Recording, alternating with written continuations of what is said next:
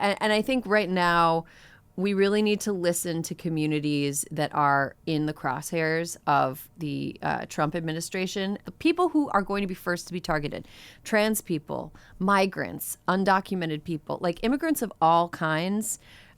We need to listen to them. And welcome back. You're listening to Hysteria, the podcast for people who are not doomsday prepping. All right, Alyssa, I'm just going to ask the loud question first. Yeah. Are you thinking about buying a gun? You know, I thought about getting a permit. I don't know if I could commit to a gun, but I had thought about a permit and like maybe taking shooting classes. I don't know why. I don't think I could ever own a gun in the house. You know what I mean? Like, I don't think that would, I don't think it's, I grew up around, like, where I grew up in high school, I think we grew up similarly. The first day of hunting season where I grew up at the high school, there was always an announcement that came over the loudspeaker that reminded people that you couldn't have guns in your gun racks and they had to go home at lunch. Oh my God. Yeah, that sounds pretty familiar. And I also, when you said you were thinking about getting a permit but not a gun, I was picturing you like running out the front door being like, get away, I got a permit. I got a permit and I know how to use it. Back away. Get out of here. I have a right to defend my property with this permit. Josh and I had a discussion about whether or not we should get a gun after the election.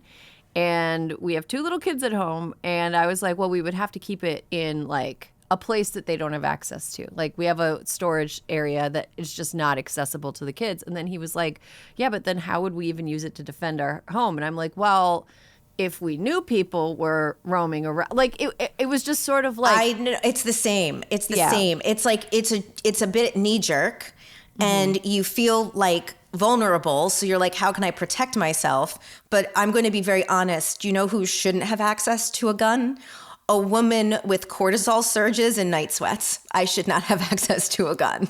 Yeah, we actually posed the question to the Discord, which has been like really active and awesome, especially. I mean, it's always been active and awesome, but it's been really supportive and lovely since the election. But we posed the question, and so many of our Discord members had really thought about this. Really thought about it. And there were people who were like, I can't do it because, you know, I have had mental health issues in the past and I don't want a gun around. Other people are like, I do want to do it. I want to learn how to shoot, but I don't want to go to a gun range that's owned by a couple of like Republicans. Like, is there a way to find like a democratically owned gun range? There are people who have long had weapons training and understand how to use one responsibly. There are people who pointed out that, you know, if you have a gun in your home, statistically, and this is like incredibly well established, statistically it is more likely to hurt somebody who lives in the home than it is to hurt an intruder. And also in encounters where both people have guns, men are much more likely to use them than women are. Mm-hmm. So part of the reason I was thinking about the gun thing was shortly after the election happened, we had some like incel turds talking about like your body, my choice, and all this random edgelord posturing really online about, you know, oh, boys win. We're not going to Jupiter to get more stupider. We're here to like rape you or whatever. I'm saying it really dismissively because I don't really take 99% of it not seriously. But there is a part of me that was like, I think that the hatred and distrust of women goes so deep in this country, and the hatred of blue states from some people in red states, and the hatred of the idea of sanctuary cities, and the hate, you know, there are all of these things that I'm like, you know, would it make sense? Like, the question became more serious to me. Should we have a gun accessible somewhere? Became more serious to me than it ever has been in my adult life. And I think it's something a lot of people are thinking about. Like, we're going into this not really, just kind of holding on and hoping for the best. And, you know, what are we supposed to do? There was a really interesting piece on Jezebel, which, hey, glory, hallelujah, it's been resurrected, that argues that buying a gun is actually a really bad idea. and I think it makes some really good points. We can put it in show notes, but basically it goes over the points that I made, that having a gun increases the risk that someone in your home will die of a gunshot wound, whether by suicide or homicide, and also guns are often used in domestic violence. If your gun gets stolen, it will probably be used in crimes. There's all these reasons not to have one. But I totally sympathize and understand why people are asking themselves the question. Yeah, right? Absolutely. You have to go through all the things, right? Think about all the things that could make you feel better or safer. And I think that most people come to the same conclusion we did, which is like, no, it's not for us. But the thought process is like an empowering one because it is an option. You know, it is an option. And there's a part of me that just wants to go to a shooting range with a determined look on my face and hold up a handgun, just ice cold fire at a target like Jennifer Lopez in Enough. Yeah. Like I haven't really played the tape forward from there. Like I'm just mad and I'm just shooting at a target. That's it. But yeah, it seems like that might make me feel good for like 10 minutes. And then we'll be like, I don't want this in my house. Oh, I'm so paranoid that I would imagine that the raccoons would break into where we were storing it and like accidentally shoot it. Like that is 100%. No, I mean there is no. It is like 15x when you leave your house and you're like, did I turn the stove off? It would haunt me all the time. Did I the gun on? Can the new cat butthole find the gun? That naughty little boy. Okay, so gun ownership, a very extreme but understandable thought to have, right? Totally. But we were talking about this episode and talking about like, hey, how do we get through the next 4 years? Like, what are we actually doing to prep for the next 4 years? And I'm not talking like Idaho prepping, like scary, like bunker we're not doomsdaying. We're not doomsday, but we are 4 years of just holding on prepping. So like let's talk a little bit about that. Alyssa, what are you personally doing to just get your ducks in a row for the next 4 years? So I have made sure that all of my passports don't need to be renewed, or our passports. I mean, I don't have more than one. All of your passports. International woman of mystery, Alyssa. Enter the Americans. No, so checking all of my documents to just make sure that whatever I need, because like I think this is part of the really unnerving part of Trump.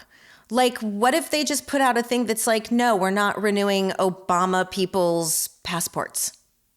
You know what I mean? Or like government documents. So I'm trying to locate all of my important papers. So like my original birth certificate, my social security card, my passport. Those are the things that I feel like I want to just be able to lay eyes on it, know that they're here and that they're indisputable. What's the old saying about like never attribute to malevolence what can be explained by incompetence? That too. There is also we talked about in this episode how many incompetent people are going into the top level roles at the government. We can only assume that they're going to hire incompetent people because shit rolls downhill, right? And incompetence does as well. And we've got an incompetent person at the top of as commander in chief. We've got incompetence all the way down. So if you are somebody who needs to renew something or going to have to in the next 4 years, I would say just get it taken care of while you still can. And there are people who are moderately to incredibly competent in positions in government positions. I would also say I just got my IUD renewed. And by renewed, I mean, you did. I got a new one put in. My doctor is like a pretty progressive OBGYN, and the practice offers sedation and pain meds for the procedure, which a lot of doctors do not because they, it's really, the exchange is usually like, hey, should I have some pain meds for this thing you're going to put in my cervix? And they're like, no, you don't have any feeling down there, and you definitely do. So I was like, you know what? I'm not really a pain meds person. I've never really, I had an epidural for both of my births, but like, I think I would like to treat myself a little bit. Yeah, how'd that go? Not well, bitch. Not well. I have never taken oxycodone before in my life, and that was the prescribed pain med. And I am one of apparently like 5 to 15% of people who reacts to taking oxycodone, by vomiting profusely. So I took the pain meds, got the IUD, everything's good. And then about 10 minutes later, I was like, oh no. And I appreciated the text. Yeah. I mean it. I like being that person. I was live updating Alyssa, like, this is terrible. I felt awful. They also gave me like a sedative. So I was sick. And then my husband drove me home, and my 3-year-old was like, Mommy, are you okay? It was like very disturbing for her to see me like that. I went home. I passed out for like 5 hours. I woke up and then I went back. It was a terrible experience, but I got long-term birth control for the next 8 years. You took care of it. You took care of it. Next time, if there is a next time, I'm just raw dogging the pain. I'm just going to say. I mean, I have never had that done, so I wouldn't know. But I do know the one time I took oxycodone like 20 years ago when I had my wisdom teeth out, it was not pleasant. It did not help. It is not a good drug. I stopped. I just took Advil and Tylenol after that because it really made me sick. Yeah, it wasn't good. So yeah, if you have long-term birth control, get that in a row. Like if you have an IUD, get your IUD. If you use the implant, get your implant. Talk to your doctor about making sure you can continue to get the depot shot. If you get that, stockpile within reason. I would say get some Plan B if you want to be able to have access to emergency contraception, and also give it out to trick-or-treaters next year, which you would be the king-size candy bar house if you gave out Plan B to the trick-or-treaters. Here's something that I'm putting this out to our listeners because I'm not sure what to do here. What do we do to be there for our friends and family that are members of the LGBT community? Like concrete steps. We would love suggestions. I have a family member that is a trans guy, and he is in high school, and he's really scared. And I just would love to know, people who are more familiar with on the ground realities of what to do. Hysteria@crooked.com, and we will share tips on how to be there for members of the LGBTQ community. Immigration. Alyssa, what tips do we have for people with different immigration statuses? Make sure your DACA status is renewed. Mm-hmm. What an annoying few months of paperwork, and during Mercury retrograde. Just make sure all your stuff's in order, you know? Also, I think one thing to do too, just for everybody, is people who we're talking about all have really real reasons to have a lot of anxiety right now. And so when they try to talk to you about it, don't tell them they'll be fine, because people don't feel like they'll be fine. And one of our least faves, Nancy Mace, actually was introducing legislation this week to target the first trans member of Congress. And so it's don't try to tell people that they shouldn't be nervous and they shouldn't be scared. Don't tell women they shouldn't be nervous and scared. Don't tell LGBTQ plus and trans people. Don't tell immigrants. Don't tell people not to be nervous. Try to give them the tools when they ask you for your help. Mm-hmm. Rebecca Traister was sharing this on her socials this week. She said something about how after an election many years ago, after the Democrats lost big, I think it was maybe 2010, Democrats were like, we need to play down abortion. Everybody decided that because the Democrats had a big loss, that they were not going to talk about abortion anymore. That was the problem. It was abortion. And lo and behold, what happened? Republicans continued to work hard to eliminate abortion rights, and 12 years later-ish, they did.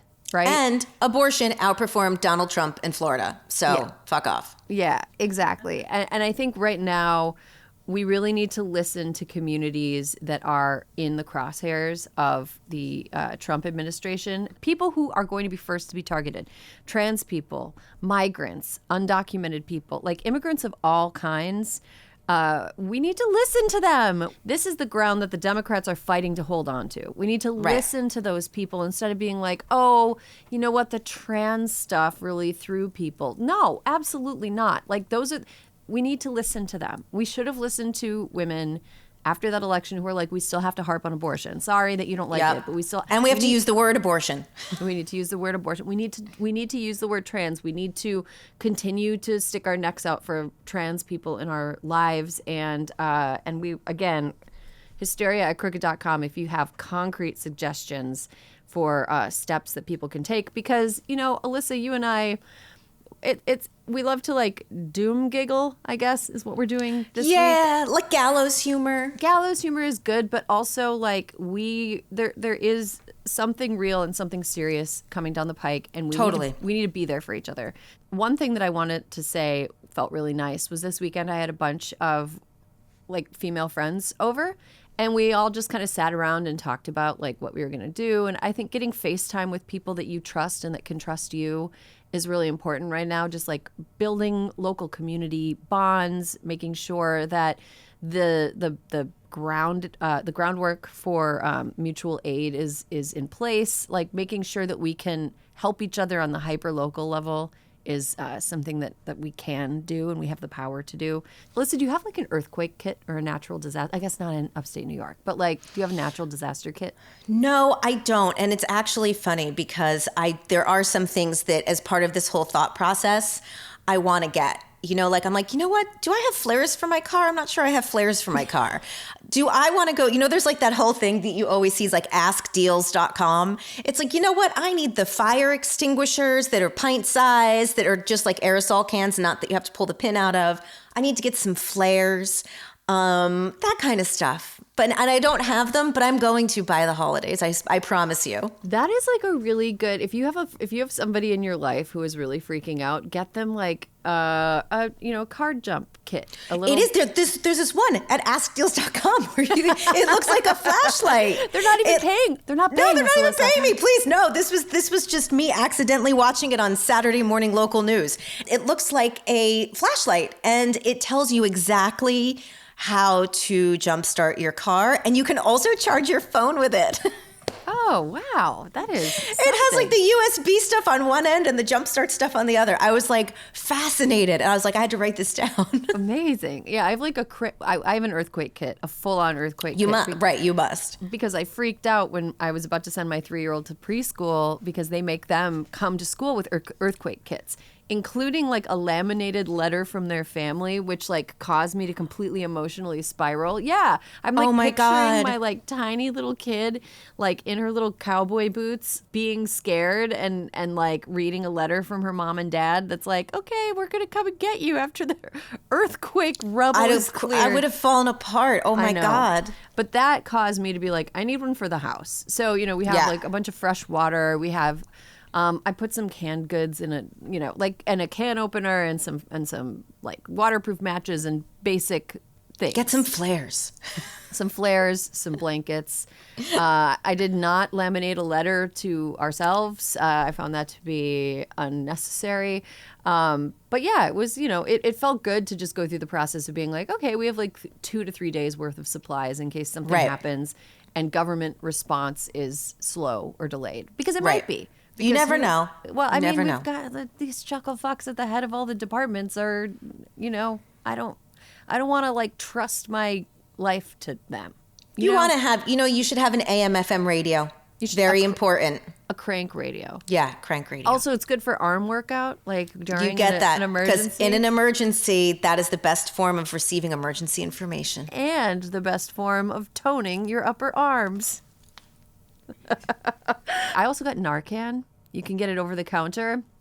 I am not a drug user, but I think I'm not sure how much longer Narcan will be available over the counter. And it's seriously, if you encounter good in an emergency. If you encounter somebody who's experiencing an overdose, you can literally save their life. Be a stranger, a friend, whatever. I carry it in my car just in case, That's and I great. I don't know. I had no idea. You can use your FSA or HSA money to buy it too. Yeah. So that's a little tip. But anything you think might be more difficult to get after the Trump administration takes hold on power, grab some. Get your ducks in a row. And if you have some tips or you have some insight into this, hysteria@crooked.com. Look, we're all in this together. We're all in this together. The doors of the ride have closed. We are on until the roller coaster is done. We gotta hang on. Now let's get to Sani Petty. Alyssa, Sanity Corner or I Feel Petty this week? Petty. Okay. I'm petty this week. And I'm petty about Hobby Lobby. Erin, Christmas commercials are dropping left and right. Mm-hmm. And the new Hobby Lobby Christmas commercial feels unsafe to me. Okay. Can you describe it to our listeners? Oh, believe me, I will. So you see like this idyllic little street where it's snowing and everybody's house is decorated for Christmas because obviously they all celebrate Christmas. And a woman and a man live next door to each other. And there's an old couple, presumably single. And there's an old couple across the street that leaves them Christmas cards from the other person so that they meet, right? So like they leave the man a Christmas card from the lady and a lady a Christmas card from the man. And then the man comes home and he sees his Christmas card and he's like, I'm going to go over to the lady's house. And then they pan to the old couple with like all the accoutrements on their table for making the Christmas card. And they're like, cheers to Christmas. Christmas is what you make of it. And I was like, OMG. I don't want a man coming to my house. Crazy. I was like, what on earth? And they're like, they're sipping cocoa and like decorating the tree together because obviously a card was all it took. And like, I don't want to accuse them of malfeasance or anything, but like, I literally was stopped cold in my tracks by that commercial. I was like, don't answer the door, my lady. But she did. And then they had cocoa.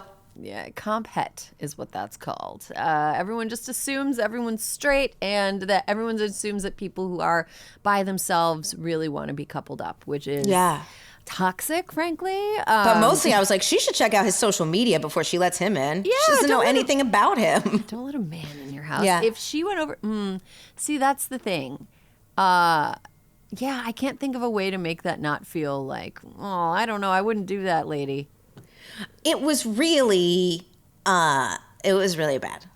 Yeah, I don't like that ad either. I also don't like that Hobby Lobby has been the engine behind a Supreme Court case that ruled that closely held family corporations did not need to provide birth control coverage to their employees.